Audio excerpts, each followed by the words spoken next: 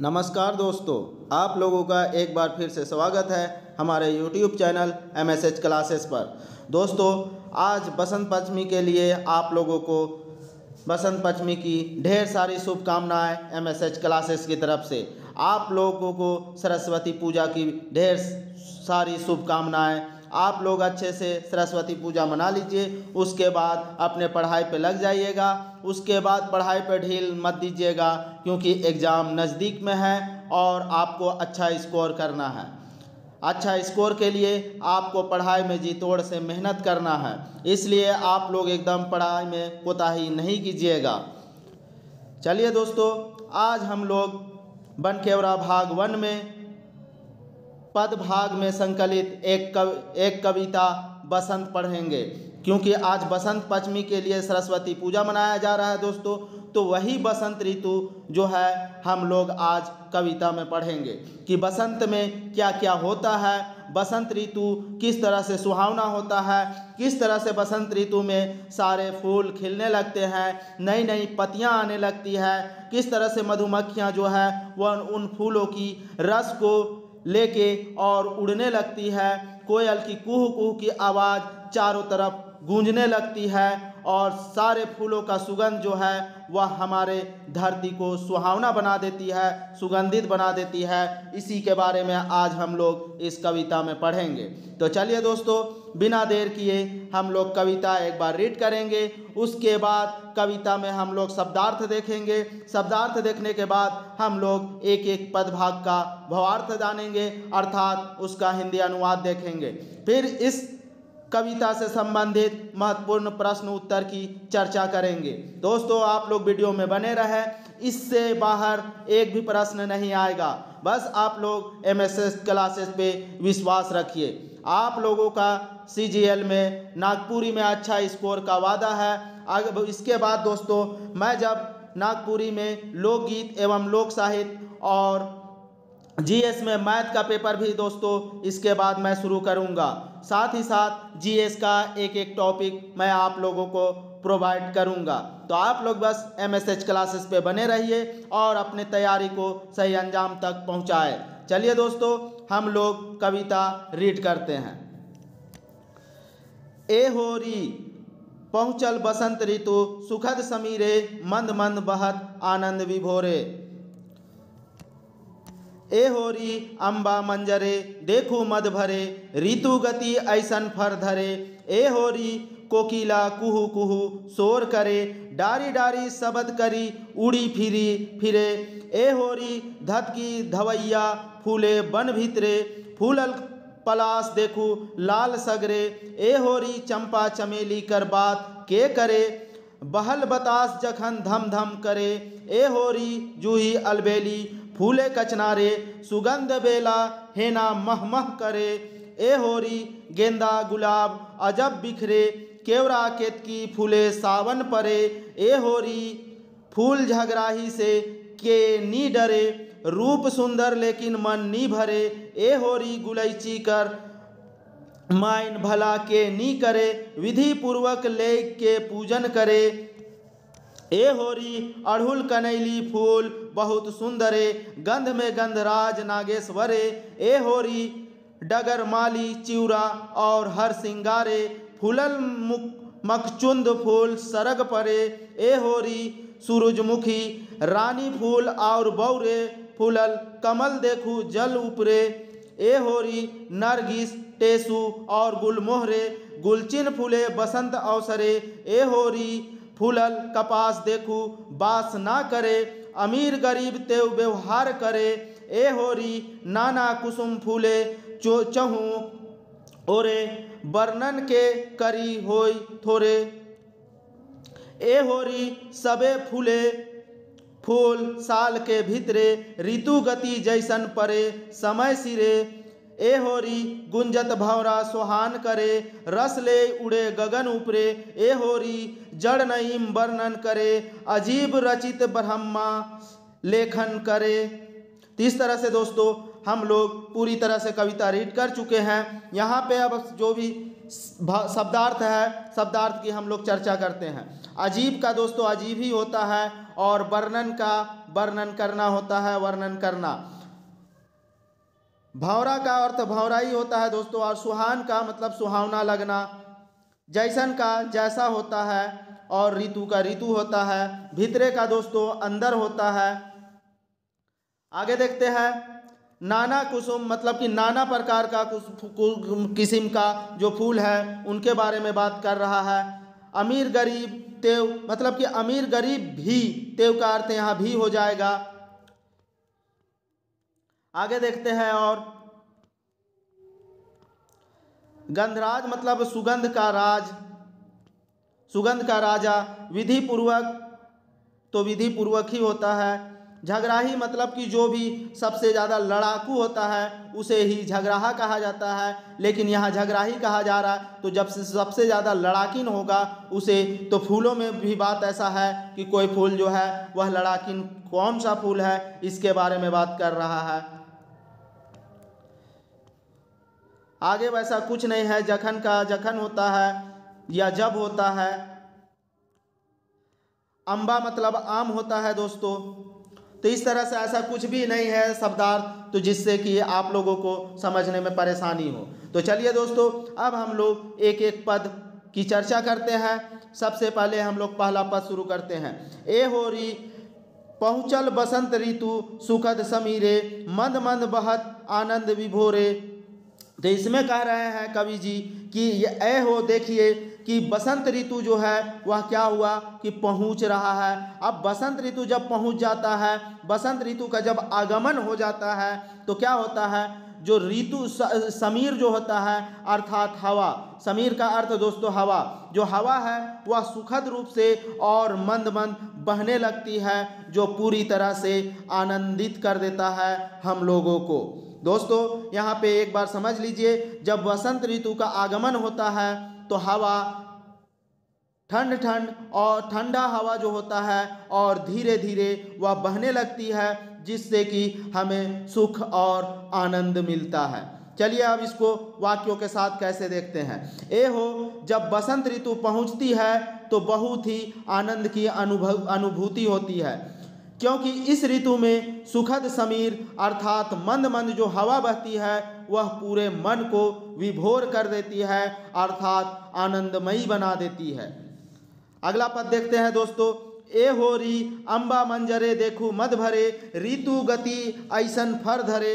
इसमें कह रहा है दोस्तों कि जब बसंत ऋतु पहुंचता है तो आम जो होता है, अम्बा का अर्थ हुआ आम, आम में क्या होता है, आम में मंजर आने लगता है, और वही मंजर फिर क्या होता है, जैसे जैसे ऋतु गति अपने करने लगती है अर्थात बसंत ऋतु आगे बढ़ने लगती है, वैसे ही क्या होती है कि आम में जो मंजर है वह धीरे धीरे टिकोरे का रूप लेता है, और टिकोरे से बढ़ते बढ़ते वह क्या करता है, फल बन जाता है, अर्थात वह फल की तरह बन जाता है, फर धरता है, अर्थात उसमें फल आ जाता है उस मंजर में।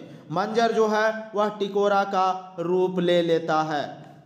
ठीक है दोस्तों, अब ये पद आप लोगों को समझ में आ चुका होगा। अब इसे हम लोग वाक्यों के साथ देखते हैं। ए हो, देखो आम के मंजर को जिसमें बहुत सारी मधुमक्खियाँ बैठी हुई है।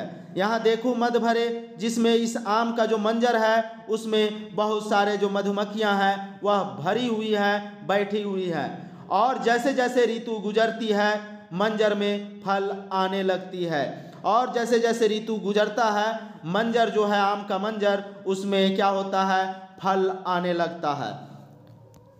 अगला देखते हैं दोस्तों, अगला पद, तीसरा पद। ए होरी कोकिला कुहू कुहू शोर करे, डारी डारी शबद करी उड़ी फिरे।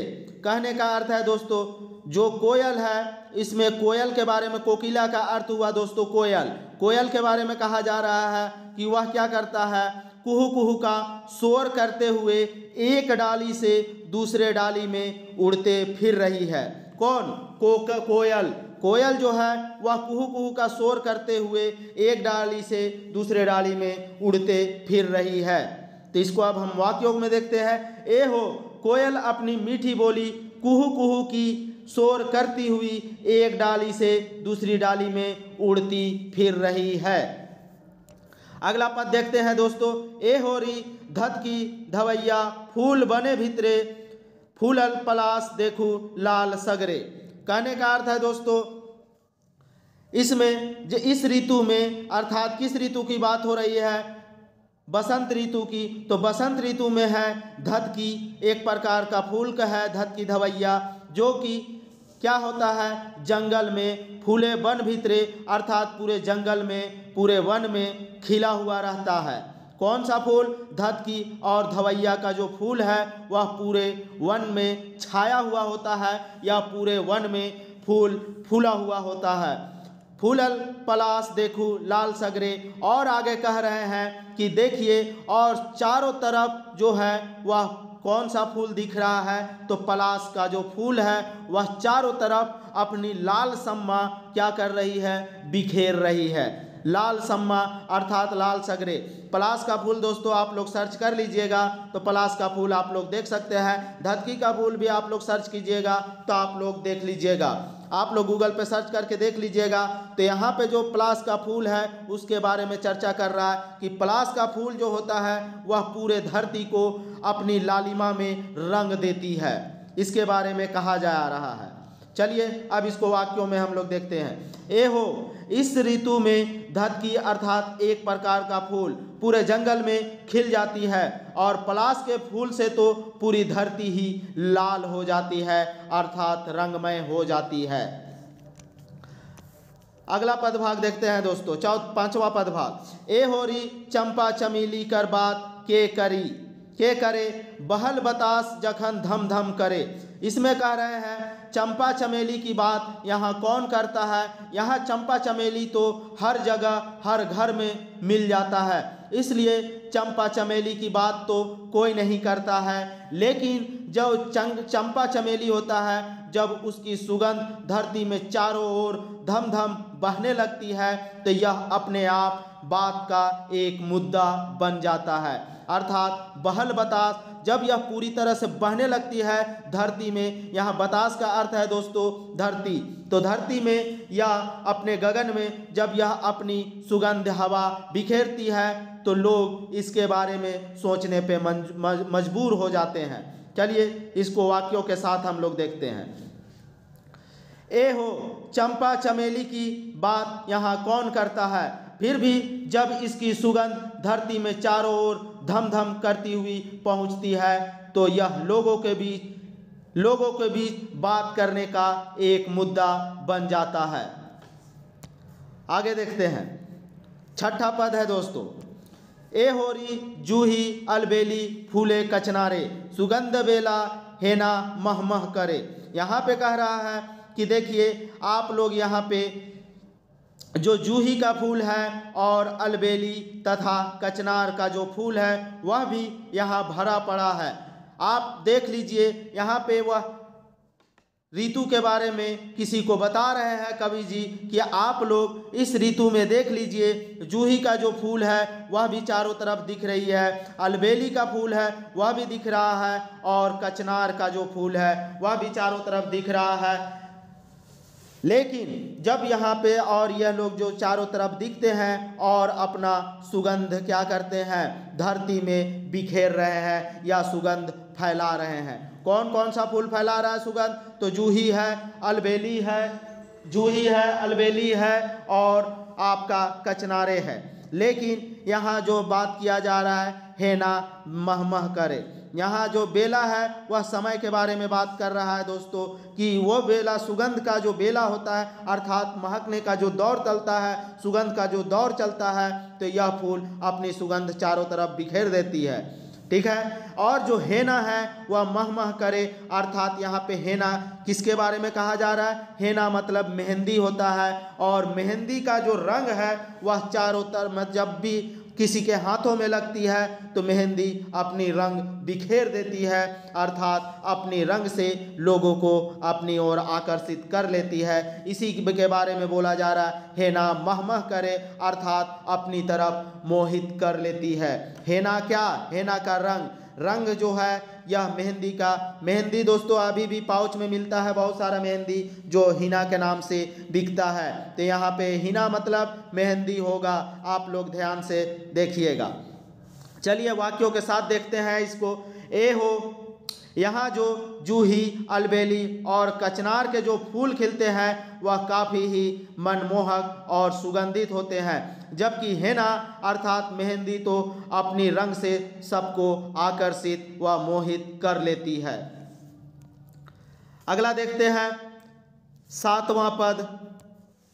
ए होरी गेंदा गुलाब अजब बिखरे, केवड़ा केतकी फूले सावन परे। यहाँ पे कहा जा रहा है कि यहाँ पे देखिए गेंदा और जो गुलाब का फूल होता है, गेंदा फूल और गुलाब का फूल अजब इस धरती पे बिखरा पड़ा है।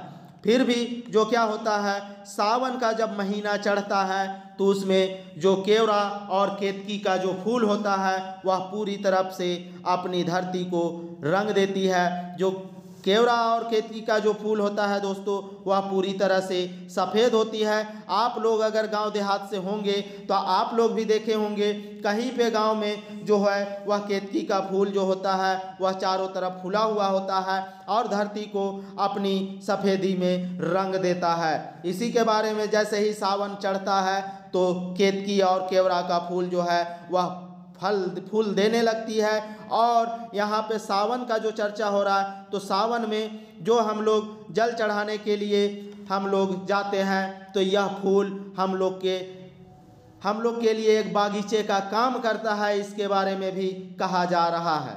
चलिए अब हम लोग इसको आगे देखते हैं। ए हो गेंदा और गुलाब के फूल चारों तरफ बिखरे पड़े हैं, फिर भी सावन में केतकी के फूल और केवड़ा का फूल केवड़ा का जो फूल है का जलाभिषेक काफ़ी महत्वपूर्ण हो जाता है, क्योंकि वह उस डगर में जहाँ से केवड़िया लोग जाते हैं वहाँ पे यह फूल चारों तरफ रास्ते में खिला हुआ होता है। आप लोग कभी अगर देवघर धाम गए होंगे सावन में तो आप लोग इसका नज़ारा देखे होंगे। ठीक है दोस्तों, तो यही अर्थ इसका निकलता है। अगला पद देखते हैं। ए होरी फूल जगराही से के नी डरे, रूप सुंदर लेकिन मन नी भरे। यहाँ कह रहा है एक तरह का कहने का है दोस्तों कि एक प्रकार का जो फूल है उसे झगराही फूल की संज्ञा दी गई है। अगर यहाँ पे झगराही फूल का बात हम लोग करेंगे दोस्तों तो जो गांव देहात में एक थेथर होता है तो थेथर को ही भी हम झगराही फूल कहते हैं। और वह झगराही फूल जो है वो उससे सब डरता है, अर्थात थेथर इस तरह का होता है कि उसे कहीं सूखा में भी फेंक दीजिएगा तो वो क्या होता है, बढ़ने लगता है, अर्थात बढ़ जाता है और फूल देने लगता है और हटाने से भी जल्दी हटता नहीं है, इसलिए उसे थेथर का फूल कहा गया है। लेकिन वह फूल से तो सभी लोग डरता है कि यूं ही क्या करेगा, झाड़ी आ जाएगा, झाड़ी की तरह रहता है। और जब बरसात का मौसम आता है, बसंत का मौसम आता है तो वह फूल खिलने लगता है।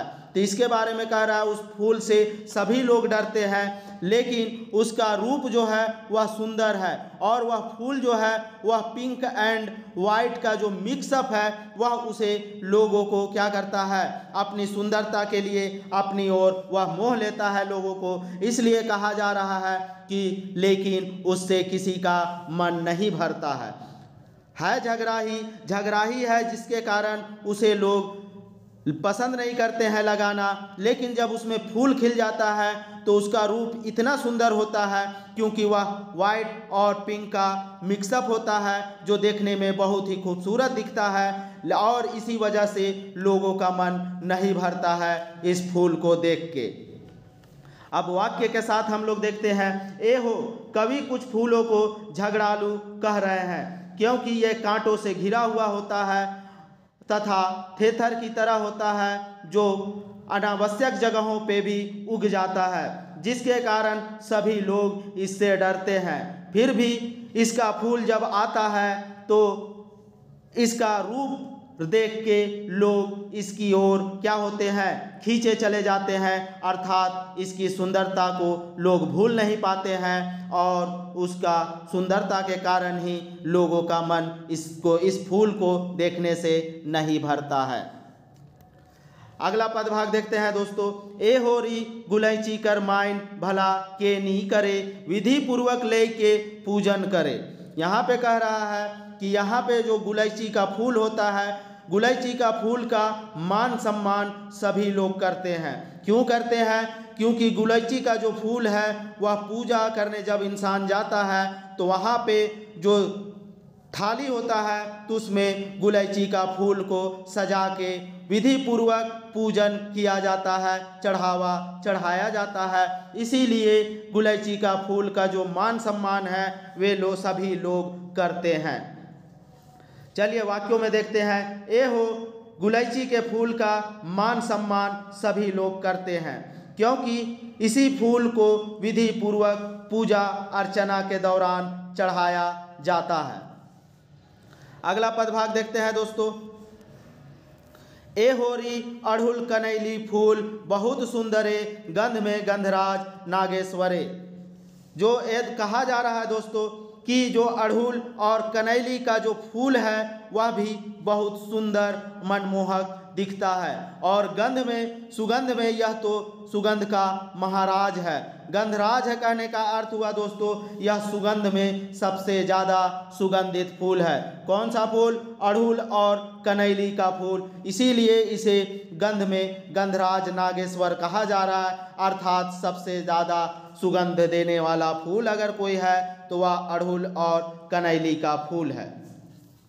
वाक्य में देखते हैं। ए हो जो अड़हुल और कनैली का फूल होता है वह बहुत ही सुंदर और सुगंधित होता है, इसलिए इसे सुगंध का राजा भी कहा जाता है या सुगंध की रानी भी कह सकते हैं। यहाँ पे राज का बात हुआ है तो इसलिए सुगंध का राजा कहेंगे दोस्तों, ठीक है। अगला पदभाग देखते हैं हम लोग। 11वां पदभाग है। टोटल इस बसंत कविता में 18 पद है दोस्तों, थोड़ा लंबा है लेकिन आप लोग बिल्कुल भी घबराइएगा नहीं। ए हो रे डगरमाली चिवरा और हर सिंगारे फूलल मकचूंद फूल सरग पड़े। यहाँ पे कह रहा है जो पूरा रास्ते में, सरग मतलब दोस्तों यहाँ पे सरग मतलब या तो स्वर्ग ले लेंगे या पे दोनों अर्थ निकलेगा, स्वर्ग भी मिल सकता है या फिर यहाँ पे क्या बोल रहा है, डगरमाली जो एक प्रकार का फूल है। कौन सा फूल? चिवरा का फूल है जो पूरे रास्ते में दोनों तरफ से खिला हुआ होता है और पूरे जो इस तरह से खिलता है कि लगता है कि वह पूरी तरह से रास्तों को हरे श्रृंगार से भर दे रहा है। तो इसलिए इसे क्या कहा जा रहा है कि हरा श्रृंगार कहा जा रहा है। किस फूल को? चिवरा का फूल को। तथा मकचूंद का जो फूल है ना दोस्तों वह सारे जगहों में खिला हुआ होता है, इसलिए इसे स्वर्ग के समान कहा गया है। किस फूल को स्वर्ग के समान कहा गया है? तो मकचूंद फूल सरग पड़े। यहाँ पे या तो मकचूंद फूल को स्वर्ग के समान माना जा रहा है या जो मकचूंद का फूल है वह चारों तरफ जो है फूला हुआ है, इसीलिए उसको कहा जा रहा है, मतलब कि सभी जगहों में यह खिल जाता है, ऐसा इसका अनुवाद हो सकता है। चलिए अब इसको वाक्यों में हम लोग देखते हैं। ए हो पूरे रास्ते में चिवरा का फूल हरी श्रृंगार किए हुए तथा मकचूंद का फूल सारे जगहों में खिला हुआ है जो स्वर्ग के समान प्रतीत होता है। ठीक है दोस्तों, तो इस तरह से हम लोग का 11वां पद समाप्त होता है। अब हम लोग 12वां पद की ओर आते हैं। ए होरी सूरजमुखी रानी फूल और बौरे फूलल कमल देखू जल उपरे। यहाँ पे कह रहा है कि देखिए यहाँ पे सूरजमुखी का फूल और रानी का फूल और किसका फूल? बौरे का फूल अर्थात बरगद का फूल को देखिए। साथ ही आप लोग क्या देख सकते हैं, यहाँ जल के ऊपर कमल का फूल को भी देख सकते हैं कि किस तरह से यह फूल खिला हुआ है जो कि क्या कर रहा है, मनमोहक और सुंदर लग रहा है। इसका हिंदी अनुवाद देखते हैं। जरा देखो, सूरजमुखी का फूल, रानी का फूल और बरगद का फूल फूला हुआ है तथा जल के ऊपर कमल का फूल भी खिला हुआ है, उसे देखो। 13वां पद देखते हैं दोस्तों। ए होरी नरगिस टेसु और गुलमोहरे, गुलचीन फूले बसंत अवसरे। यहाँ पे कह रहा है कि आप देखिए, यहाँ पे नरगिस का फूल, टेसु का फूल और गुलमोहर का फूल भी क्या हुआ है, खिला हुआ है। कहाँ कब खिला हुआ है? बसंत ऋतु के अवसर में खिला हुआ है। और जो अपने क्या हो रहा है, गुलचिन कर रहा है किसको? पूरे जहान को यह गुलचिन कर रहा, अर्थात मनमोहक बना दे रहा। गुलचिन का अर्थ होगा दोस्तों यहाँ पे मनमोहक या सुहावना। कौन सा ऋतु में? तो बसंत ऋतु में रानी, नरगिस, टेसु और गुलमोहर का फूल जो है वह बसंत ऋतु को सुहावना बना देता है। चलिए वाक्यों के साथ देखते हैं। नरगिस, टेसु और गुलमोहर के फूल जो बसंत ऋतु में अपनी सम्मा अर्थात घटा बिखेर रही है, उसको देखिए, जो कि पूरे बसंत ऋतु को क्या हो रहा है, सुहावना बना दे रहा है। आगे देखते हैं 14वां पद। ए होरी फूलल कपास देखू बास ना करे, अमीर गरीब तेव व्यवहार करे। यहाँ पे कह रहा है कि उधर देखिए कि कपास का फूल भी फूला हुआ है जो बिल्कुल भी सुगंधित नहीं होता है, फिर भी इसे अमीर और गरीब दोनों व्यवहार करते हैं, या अमीर और गरीब सभी लोग इसका उपयोग करते हैं। हिंदी में देखते हैं। देखो कपास के फूल को जो सुगंधित ना होते हुए भी अमीर और गरीब सभी के लिए उपयोगी है। अगला देखते हैं 15वां पदभाग। ए होरी नाना कुसुम फूले चूहू ओरे, वर्णन के करी होय थोरे। यहाँ पे कह रहे हैं कवि जी कि यहाँ पे देखिए नाना किस्म के जो फूल है वह खिली हुई है कि हाँ चारों तरफ, चूहू ओर अर्थात चारों तरफ, वर्णन के करी होय थोड़े। वर्णन कोई भी इसका जब करने लगेगा तो वह थोड़ा ही होगा, क्योंकि इसमें इतने प्रकार के फूल खिले हुए हैं। इस ऋतु में बसंत ऋतु की चर्चा हो रही, बसंत ऋतु में इतने प्रकार के फूल, नाना प्रकार के फूल खिले हुए हैं। आखिर वर्णन करे तो किसका करे, और जितना भी वर्णन करेंगे इस फूल का तो थोड़ा ही होगा। वाक्यों में देखते हैं। ए हो इस विभिन्न प्रकार के फूल जो खिले हुए हैं, इन सभी का वर्णन थोड़ा थोड़ा करेंगे तो भी कम पड़ेगा, क्योंकि इतना फूल जो है इस धरती पे उसका वर्णन करना सभी का संभव नहीं है। 16वां पद देखते हैं दोस्तों। ए होरी सबे फूले फूल साल के भीतरे, ऋतु गति जैसन परे समय सिरे। यहाँ पे कवि कह रहे हैं कि जो भी फूल है वह साल के अंदर, साल के भीतरे बोल रहा है, अर्थात साल के अंदर अपना फूल एक बार खिला देती है, अर्थात हर एक फूल जो है साल में एक बार फूल ही जाती है। इसी के बारे में बोल रहे हैं कवि जी। ऋतु जैसे गति धरती है, जैसे जैसे समय गुजरने लगती है और वह फूल जो है वह खिलने लगती है। यहाँ पे कह रहे हैं, तो चलिए इसका वर्णन हम लोग करते हैं। ये सभी फूल जो साल के अंदर खिलते हैं, जैसे जैसे ऋतु की गति बढ़ती है वैसे वैसे यह जो फूल है वह खिलने लगती है। अगला पदभाग देखते हैं। 17वां पदभाग है दोस्तों। टोटल इसमें 18 पदभाग है। ए होरी गुंजत भौरा सुहान करे, रस ले उड़े गगन ऊपरे। यहाँ पे कह रहे हैं इन फूलों में जो इतनी प्रकार के, विभिन्न प्रकार के, नाना प्रकार के जो फूल इस धरती पे खिले हुए हैं, उसमें क्या होती है, भौरा क्या कर रही है, गूंज रही है। भौरा की झनझनाहट जो है वह गूंज रही है, और यह इस घटा को क्या बना रही है, सुहावना बना रही है। उनकी भौरे की आवाज़ जो है वह बिल्कुल ही सुहावना बना देती है। और ये भौरा लोग जो फूल से रस लेके और गगन में अर्थात आकाश में उड़ जाती है। तो इसी के बारे में कहा जा रहा है कि ये जो फूल है उसमें भौरा बैठी हुई होती है, जो कि सुहावना लगता है, और उनका जो गूंज है, उनकी जो आवाज़ है झनझनाहट की, वह बिल्कुल ही सुहावना लगता है। और वह जब रस लेती है उस फूल से, और रस लेने के उपरांत उस फूल से उड़ जाती है। चलिए आगे इसका हिंदी अनुवाद देखते हैं। इन फूलों में जो भंवरा बैठा हुआ है वह कितना सुहावना लग रहा है, क्योंकि वह अपनी झनझनाहट की आवाज़ से लोगों को सुहावना बना देता है, अपनी ओर आकर्षित कर लेता है, जिसके कारण वह सुहावना बन जाता है। और यही भंवरा फूल से रस चूसने के बाद आकाश में उड़ जाती है। लास्ट पद देखते हैं दोस्तों। ए होरी जड़ नईम वर्णन करे, अजीब रचित ब्रह्मा लेखन करे।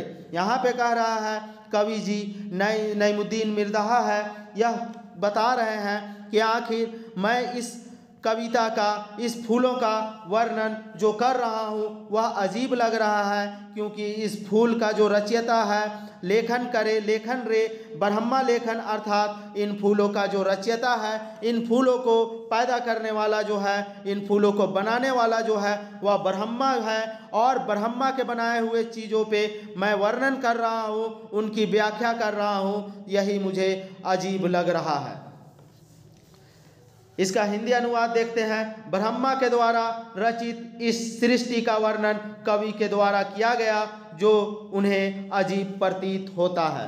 तो इस तरह से दोस्तों हम लोग कविता का हिंदी अनुवाद देख चुके हैं। यह थोड़ा सा लंबा कविता था दोस्तों, इसलिए आप लोग टेंशन मत लीजिएगा।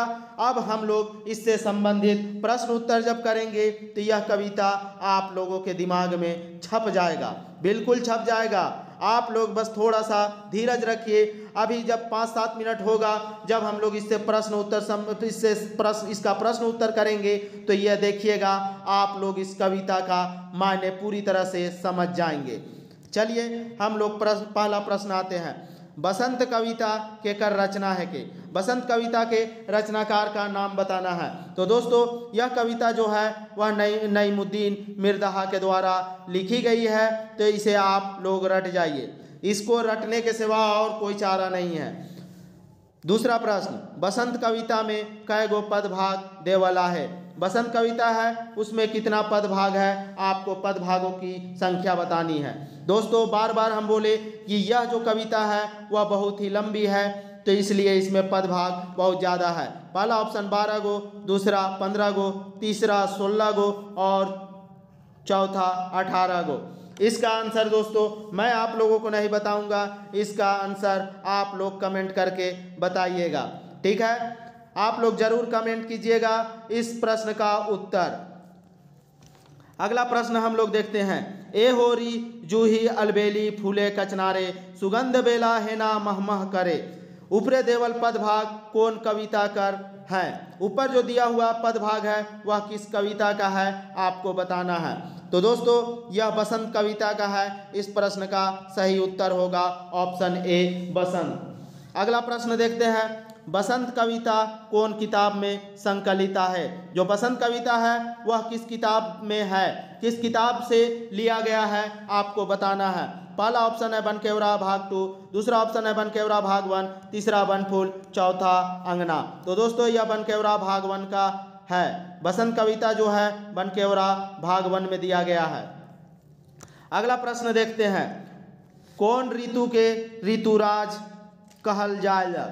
कौन सा ऋतु है जिसको ऋतुराज कहा जाता है। पहला ऑप्शन है दोस्तों बसंत, दूसरा ऑप्शन है शरद, तीसरा ऑप्शन है बरखा और चौथा ऑप्शन है इकर में केवनी। तो बताइए दोस्तों कौन सा ऋतु को ऋतुराज कहा जाता है। तो यहाँ पे जो बसंत ऋतु है जिसके नाम पे कविता है, तो यही बसंत ऋतु को ही ऋतुराज कहा जाता है, अर्थात ऋतुओं का राजा कहा जाता है।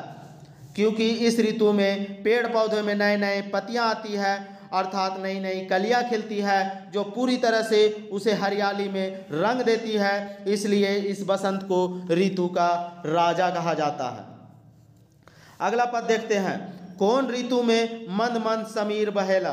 कौन सा ऋतु है जिसमें ठंडी ठंडी हवा बहती है, आपको बताना है। पहला ऑप्शन शरद, दूसरा जाड़ा, तीसरा बसंत और चौथा ठंडा। ई बरसात। तो बताइए दोस्तों कौन सा ऋतु में? तो यहाँ पे बसंत ऋतु में ही मंद मंद समीर जो है वह बहने लगती है, हल्का हल्का जो है हवा बहती है और वह काफ़ी सुहावना होता है, मनमोहक होता है, जो कि आनंदमयी बना देता है लोगों को। अगला प्रश्न देखते हैं, मधुमक्खी का में भरल आहे। जो मधुमक्खियां हैं, जो भंवरा है, यहाँ पे बात किया जा गया था कि तो वह किस में भरा हुआ है, ये पूछा जा रहा है प्रश्न में। देखिए दोस्तों यहाँ पे है ना, अम्बा मंजरे देखूं मद भरे, अम्बा मंजरे देखूं मद भरे। मद भरे अर्थात क्या है कि उसमें मधुमक्खियाँ भरा पड़ा है। तो इसलिए इस प्रश्न का सही उत्तर होगा दोस्तों अम्बा मंजर अर्थात आम का मंजर। आम के मंजर में कौन सा भरा पड़ा रहता है? मधुमक्खियाँ अर्थात भंवरा भरी पड़ी रहती है। इसलिए इस प्रश्न का सही उत्तर होगा ऑप्शन ए। अगला प्रश्न देखते हैं, कौन डारी डारी उड़ चलेला।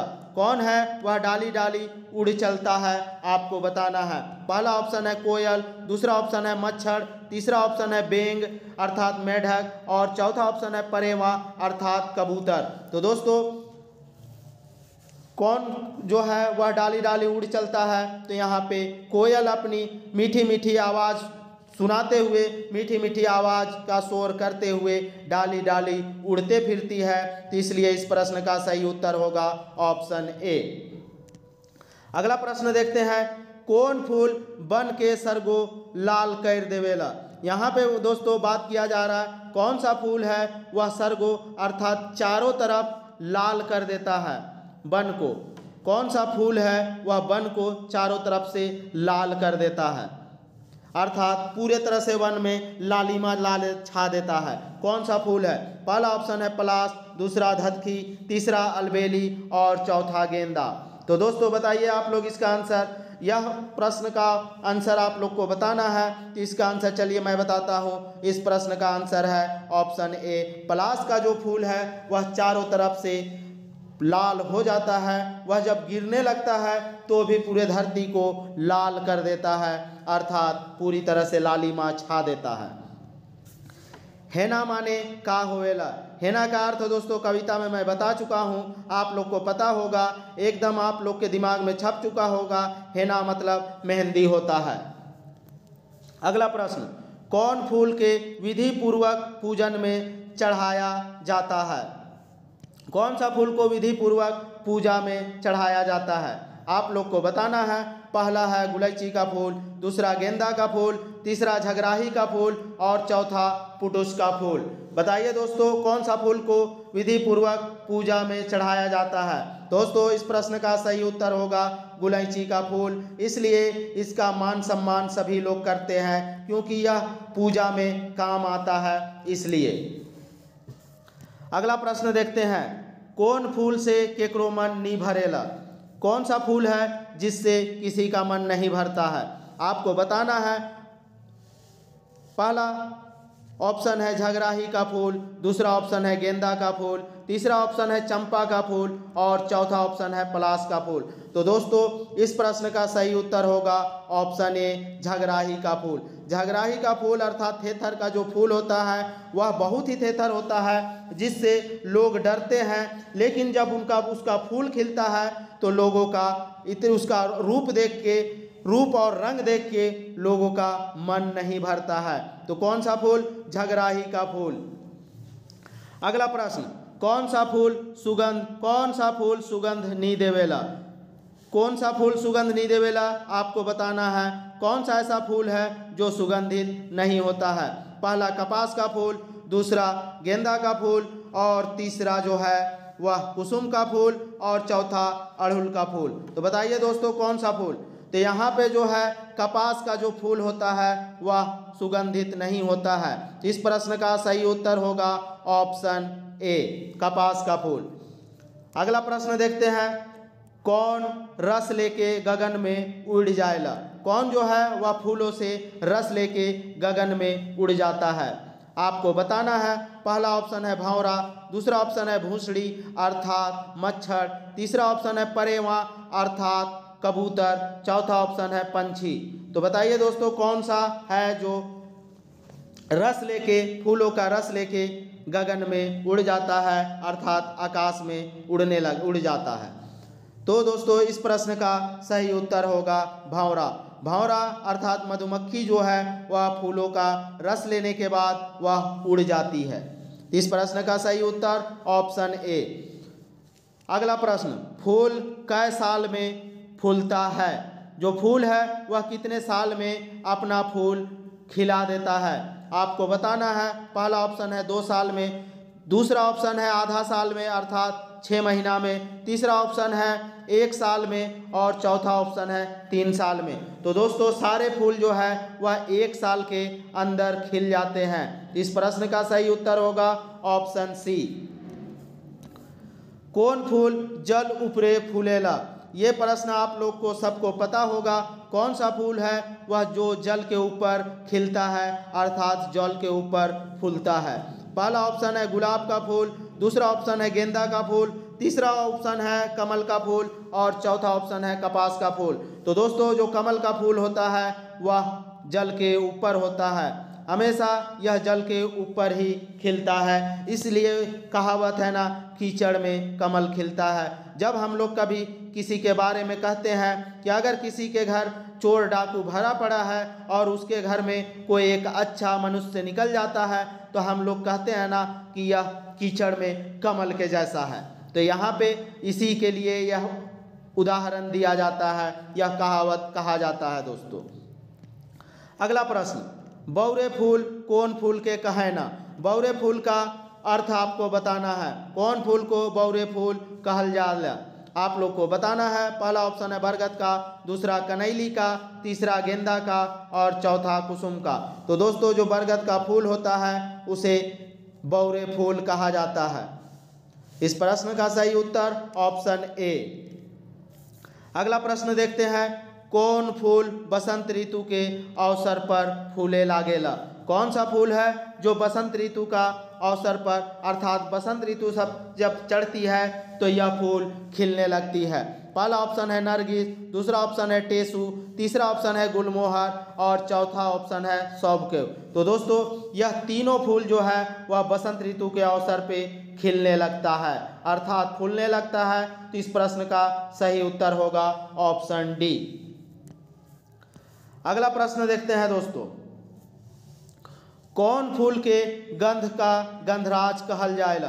कौन फूल जो है उसको गंध का अर्थात सुगंध का राजा कहा जाता है? आपको बताना है। पहला ऑप्शन है अड़हुल, दूसरा ऑप्शन है कनैली और तीसरा ऑप्शन है ए और बी दुयो और चौथा ऑप्शन है रानी फूल। तो दोस्तों जो अड़हुल और कनैली का फूल है इसे गंध का अर्थात सुगंध का राजा कहा जाता है। इसलिए इस प्रश्न का सही उत्तर होगा ऑप्शन सी, अड़हुल और कनैली का फूल। लास्ट प्रश्न दोस्तों इस कविता का, कौन फूल के अमीर गरीब सभे व्यवहार करेला? कौन सा फूल है जिसको अमीर और गरीब सभी लोग उपयोग में लाते हैं? आपको बताना है। पहला ऑप्शन है कपास, दूसरा कमल, तीसरा गुलैची, चौथा इकर में क्यों नहीं। तो दोस्तों जो कपास का फूल होता है उसे अमीर और गरीब सभी लोग प्रयोग करते हैं क्योंकि यह सुगंधित नहीं होता है, फिर भी इसका प्रयोग अमीर भी करता है और गरीब भी करता है। तो इस तरह से हम लोग का बसंत ऋतु का बसंत कविता से संबंधित महत्वपूर्ण प्रश्न उत्तर समाप्त होता है। आप लोग कमेंट करके ज़रूर बताएं कि वीडियो कैसा लगा। अगर वीडियो पसंद आया दोस्तों तो लाइक कर दीजिएगा और लाइक करने के बाद इसे आप लोग शेयर भी कीजिएगा। दोस्तों आप लोग को नेक्स्ट वीक से हम लोक साहित्य एवं लोकगीत पढ़ाएंगे। आप लोग चैनल पे बने रहें और जो भी नए व्यूअर हैं वे अभी तक अगर चैनल को सब्सक्राइब नहीं किए हैं तो सबसे पहले चैनल को सब्सक्राइब कर ले, और जो पुराने व्यूअर भी हैं अगर वे भी अभी तक चैनल को सब्सक्राइब नहीं किए हैं तो जल्द से जल्द चैनल को सब्सक्राइब कर ले, क्योंकि यहाँ पे झारखंड CGL की पूरी तैयारी कराई जाएगी। सिर्फ नागपुरी ही नहीं दोस्तों, झारखंड भी पढ़ाया जाएगा और GS का पेपर भी पढ़ाया जाएगा, साथ में मैथ और रीजनिंग का भी पेपर पढ़ाया जाएगा और यह सब आप लोगों को समय रहते कंप्लीट करवा दिया जाएगा। ऐसा MSH क्लासेस का प्लान है दोस्तों, इसलिए आप लोग जल्द से जल्द जुड़ जाएं और हमारे चैनल पे बने। ठीक है दोस्तों, और अगर आप लोगों को हिंदी अनुवाद का PDF चाहिए तो दोस्तों कल से PDF मिलना शुरू होगा। आप लोग कांटेक्ट कर सकते हैं। मैसेज करने से कुछ नहीं होगा, आप लोग डायरेक्ट कॉल करके अपना PDF ले सकते हैं। वीडियो में अंत तक बने रहने के लिए आप लोगों का धन्यवाद। जय झारखंड, जोहार।